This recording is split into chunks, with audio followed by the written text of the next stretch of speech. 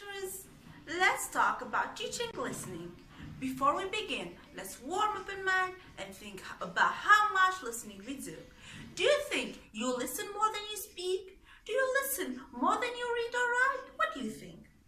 According to Molly, on average, we can expect to listen twice as much as we speak, 4 times more than we read, and 5 times more than we write. And in our life, listening is an important skill that we need to focus on. In English classes, for young learners, there is an enormous amount of listening. It's the main source of communication for instruction between the teacher and young learners. In fact, the main source of listening input is the teacher with instructions and demonstrations. Therefore, teachers of young learners have to be very conscious about their approach to giving students listening input. Also, keep in mind, children are not only learning to listen, but also listening to learn. Not only do they need to prepare for listening activity in the book or materials they use in class, they have to prepare all of the language they will use. This means the classroom language. We do not always take the time to prepare our classroom language carefully. We should prepare our speech very carefully for our young learners. Prepare your instruction or explanation in short, understandable language, words and phrases, and always be ready to repeat and rephrase when needed. Sometimes people think listening is a passive skill. You can't see if someone is listening by looking at them. However, there is nothing passive about listening. It's an interpretive skill. As language teacher, we have to find ways to make listening active in classroom and be sure our students understand what they are listening to and find ways to check their comprehension. So how can we make children more active? One way is to check comprehension with variety of response type. Let's brainstorm.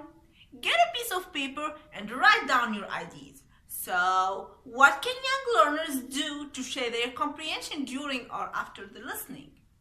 I will give you 10 seconds to write some ideas now. Time's up! Here what I wrote down. Listen and point. Listen and perform action. Listen and raise your hand. Listen and make. Listen and move. Listen and draw. Listen and color. Example, you are teaching the part of the body. Student can listen and point to a part of the body. Point your feet. Point your eyes. Point your head.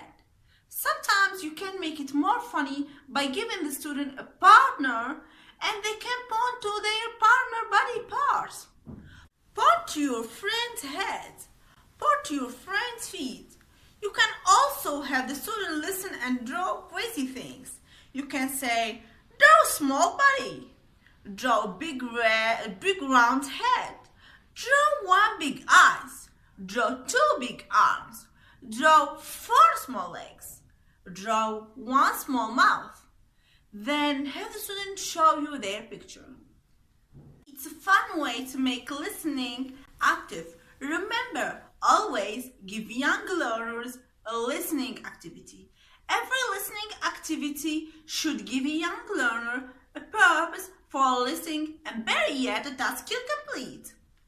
All too often, teachers should say, listen to this and then sing a song or play a type without give learners a task or a reason to listen. Young learners have a short attention span. They can't always focus on themselves. A learning activity instead, teachers should say, listen and then fill in the blanks with appropriate tasks.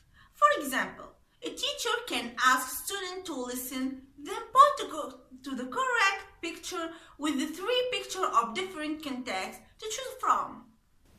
If the student knows they must point the correct picture after listening, then they will pay attention to the listening in order to figure out which picture is right. It will focus them on the listening and make them more active in listening. Now you know how to keep listening active.